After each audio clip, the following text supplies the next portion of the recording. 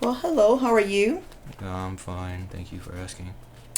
So I started a timer, just letting you know, and we're going to start with introducing ourselves. I am Miss Catherine, and I'm a licensed clinician in the state of Texas. First, we're going to read about your case, but first, I want to acknowledge that you you read, and signed the consent form before we started our session, right? Yes, ma'am. Did you understand what you were the consent form, and do you have any questions? Yeah, I don't have any questions off the top of my head. Well, if you think about any questions, or we're going through the session, feel free to ask me, and I will be gladly to answer any questions on the consent form. Okay. Mm-hmm. Okay, so we're gonna start with introducing ourselves, and so after introducing myself, now I'm gonna let you read your case. Go ahead. Yeah, hi. I'm Hector. I'm a 35-year-old Hispanic male. 5 months ago, I was seriously injured in an auto accident, and I spent 4 months in the hospital. Uh, the doctor said that I have one leg and my hip is permanently damaged, and that I'll probably always need a cane for the rest of my life to walk. Mm-hmm. Um, Also, my right arm is messed up pretty bad, so I can't really lift anything heavy with it anymore. So, so, you see, I grew up in a family business about construction, Mm-hmm. and I've been working with my family since high school. Okay. But ever since the accident, I've been very like depressed Mm-hmm. and been like angry a lot. And I drink all the time. Because I can't work in the family business anymore. Mm-hmm. I don't know what else I'm supposed to do because it's kind of like the only thing I was good at, and my family wanted me to continue it as well. And when it comes to work, I don't know what else I'm supposed to do because I'm not very like academically smart. Yes. Like Okay. I didn't do good in high school, and like I tried one semester of college, but I kind of like flunked all my classes. So now I don't know what other kind of career path I'm supposed to take. I'm like the man of the house. I'm not supposed to be letting my wife do all the work, and that's how my mom raised me. I hear She's you. she's telling me to. She always told me to be strong and support your wife. Whenever you're older, and now I can't do that anymore. And the rest of my family, like my siblings and my mom, they're all like trying to be nice and say everything's okay, but I can't do anything to support my family anymore. I don't know. I can't really be useful anymore. I don't know how I'm supposed to make a living. I understand. Um, I got really bad pains in my shoulder and my leg. Whenever I'm at home, all I ever really do is watch TV and drink. Mm-hmm. And to be completely honest, I'm not even really looking for work right now. My family, like my siblings and my mom, they keep like reaching out to me, but just talking and interacting with them just bothers me so much. It fills me with like so much shame that I can't even do anything or support my wife and kids now. I just like ignore them, and I just don't want to interact with them at all. I'd much rather just watch my game and drink. Even my kids, I don't even really I don't like dealing with them. I just tell them, go ask your mom, because they just give me a headache. I can't be bothered to deal with them all the time. And lately I've been feeling like my relationship with my wife has been pretty tense because of how angry I am and how angry I am with her. And my mom didn't raise me that way, but I just feel that way all the time because of how much shame I feel and how useless I feel. I hear you, Hector. So you were in an accident, and you are using a cane, and after high school, or since high school, you've been working in your family's construction business. Yes. So if you feel, you use the words depressed, angry, shameful, and embarrassed. It seems like you feel shameful and embarrassed because you were raised right. You were raised with great principles and morals, which is being there for your family. I think that's a plus, don't you think? I mean, I guess so. That is a big plus. And whenever you feel embarrassed and shameful and you want to provide for your family because that's how you were raised, and then you realize that you cannot move the way you used to, like the way you want to, you are here because we're going to find a way together to cope with how you feel, to move on from going to alcohol. Because what you do after you feel the humiliation and embarrassment, even though it's not coming from your family, it looks like you have a great support system, don't you think? I mean, yeah, I guess so. If it looks like your family is there for you, that's a great plus, and that's a great foundation. But then you want to do more for them because you love them. Then you turn into being angry and depressed, and it looks like to calm yourself you run to alcohol. But we're going to find ways together to learn to cope, some strategies to cope. And then also on a second section, we're also going to see about work. Like you said, you don't know what to do related to work. So we're going to try to find alternatives together, right?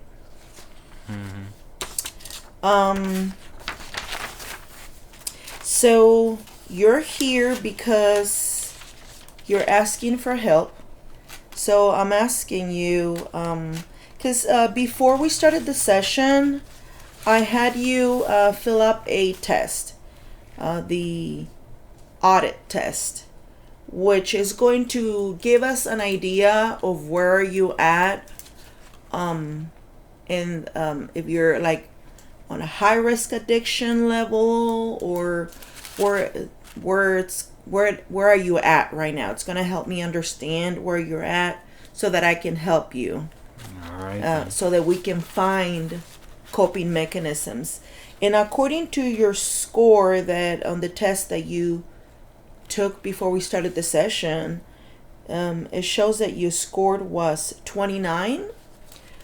That sounds pretty low to me. Well, so is it okay we discuss the results, Hector? I mean, yeah, what else are we going to do? Well, we're going to go ahead and discuss about the results and what does it mean, and then see what you think about it, and then we're going to move on from there. But right now, as the results show, you're in between, your answer was 20, or your number was 20, which means on the score level, risk level, 20 to 40 is the highest, and you're on 29. You're at the beginning of the highest risk. The one right below that is 1619. 1619, it's high risk and of addiction. And you're between 20 and 40, which is addiction likely, more likely you're on the addiction level.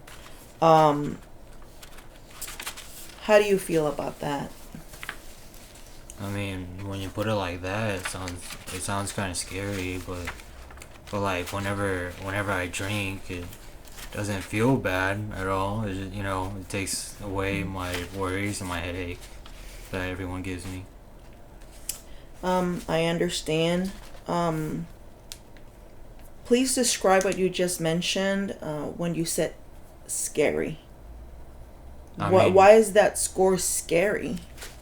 Well, I mean, earlier it just sounded like a small number that I don't have to worry about, but when you described it as like one of the highest levels of addiction and whatever you said, I mean, it sounds like if a professional's saying that, then it sounds bad.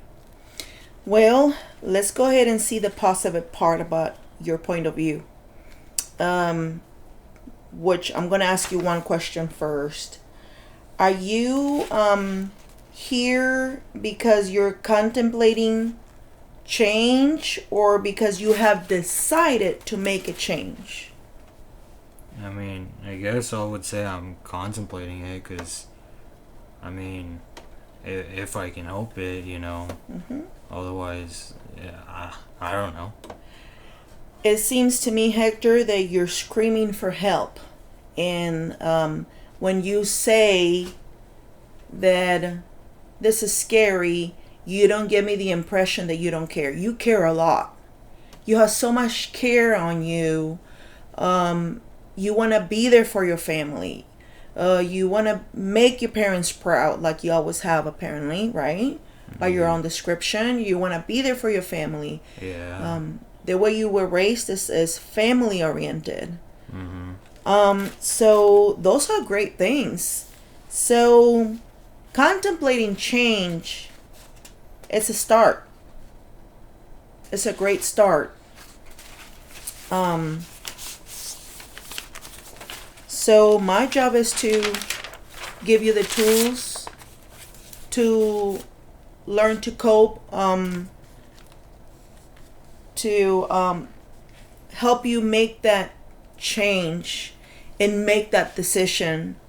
Right now you were just contemplating, but with the combination of your willingness, and maybe help you see the pros and cons of quitting or starting to quit, and you see the benefits of it and how it's gonna gradually make you feel better about yourself, you're gonna want it more, right?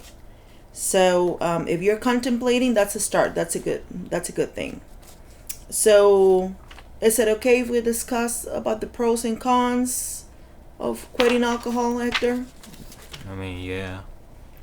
So I'm gonna give you a few pros. Pros will be like health benefits, like maybe decreasing the possibility of getting diabetes, aiding weight loss, maybe lower blood pressure. What do you think about those health benefits? I don't know nothing about my blood pressure really. Diabetes doesn't ever really seem like something that has affected me, so Well, that's a good thing. I don't know how I feel about that. I hear you. Let's go ahead and talk about the cons, the negatives about not quitting. Well, let me start by saying that quitting completely right away is not recommended either, because if you just quit right now, you actually could encourage like a yo-yo behavior. It's like too much for you to cope with. So we're gonna start gradually and slowly. And so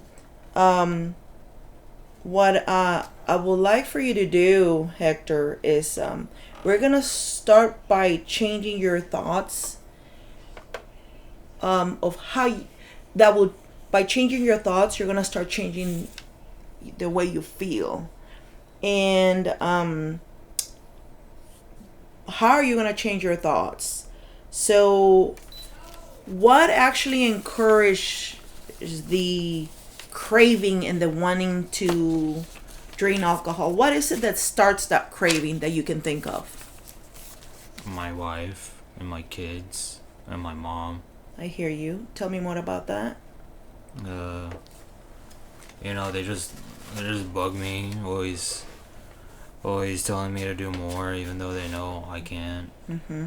And like I'm trying to do more, but what am I supposed to do with a bad leg? I can't even go to the bathroom without like limping all the way there. So I hear you. Let's go ahead and do two things right here, Hector. Whenever you start feeling when you go home, I need you to practice this exercise. So you're going to be practicing relaxing coping mechanisms, which also will help you think about staying in the family business. Have you thought about staying in the family business, but in a different position, Hector? A business has many positions. It doesn't have to be lifting heavy things, but still make yourself proud and your family proud by being in the family business. Tell me what parts is there in your guys' business besides the hard labor part? What other parts is there to the business? I've only ever been part of the manual labor part since. Who's all involved in the business? Like my parents, my grandpa, my uncle, and like my cousins. And whenever you said your parents, you say your mom too, right? Yeah. Is your sister involved? Do you have a sister? Yeah, but she's like younger than me. Okay, so it sounds like there's a history in your family business.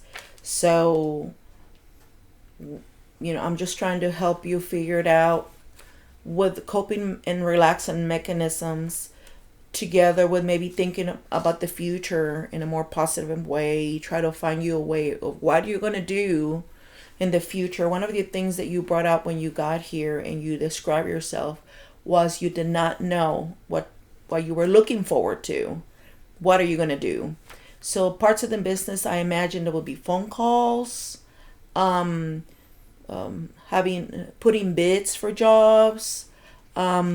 If your parents are getting older, maybe you want to start taking over that paperwork, and you're actually going to be contributing. You're going to be helping them. So next time they maybe bring this up to you, and you start coming on feeling like upset, angry, I need you to relax, breathe, take deep breaths. There you go. And think positive. You're going to try to help your parents now, because they're getting older, and there's nothing wrong with getting older, but you want to be there for them, because then whenever you take over the business, right, or another family member together with you, then you have to train your little sister or whomever is going to take over after you, right? But hard labor is not all part of the business, right? Am I right, or I'm not there, so can you tell me more about that? Well, I never really looked into it. I've just been in like the same position. Have you ever asked? Not really. Okay. So this could be a good opportunity for you to expand your wings. Maybe you didn't know that you might have a gift on that department. We don't know. But that's something to look forward to. I'm just giving you tools for you to look forward to. It might not work, but it doesn't hurt to try, right? I suppose. So that's gonna be part of your homework when I send you home, together with this other one, Hector. Tell me what relaxes you, what gives you positive thoughts, besides work. What kind of like is your hobby? What you like to do on the weekends whenever you were working on constructions? What were you doing on the weekend? Or what is your hobby? What's your happy thought? I mean, at the moment, it's just drinking alcohol and like watching TV. So. Watching TV. Okay. So we're gonna try to learn to slow down and seek more of the coping mechanisms. Breathing is one of them. So you're going to, from now on, take 5 deep breaths, because do you agree with me that sometimes you feel like drinking and then like this and then up and down and up and down? If you pass the cravings with some exercising, that's gonna push you further, and the time without drinking is gonna be longer and longer with time. But let's go ahead and think about other thoughts whenever you start feeling these cravings. What could be, what kind of movies do you like? What do you like watching on TV? That is your hobby. You said that is what you like doing. I mean, yeah, I guess. Sometimes I watch like if I'm not watching the game, sometimes I watch just like. Okay, so Marvel we have movies. like 2 minutes left. Oh, all right. Whenever I'm not watching the game, I'm probably watching like some Marvel movies or something. Marvel, so those are like superheroes. Yeah. So you like that. You like rescuing people. You like the adventures of helping people. It sounds like that's in you. So your homework, Hector, I'm going to send you home. Our time is about to be up. Mm-hmm. And I want to see you in a week. And you're going to tell me about how you felt after applying the exercises of deep breathing whenever you start having the anger feeling, right? You're going to take 5 deep breaths and then think about the alternatives. What can I do to help out in the business? But you're going to look into a different area of the business. Start asking questions. Start talking to your family because they want to be there for you. And then the other one is start thinking more happy thoughts from now on. Let's talk about the movies you watched. Maybe more Avengers or Marvels, you said? Yeah. And so next time that we see each other, we're going to talk about how you felt and what has come out of your new adventures maybe in the family business, and see if you're going to maybe try to join the family business in a different area. Any questions, Hector? No, not really. How do you feel right now?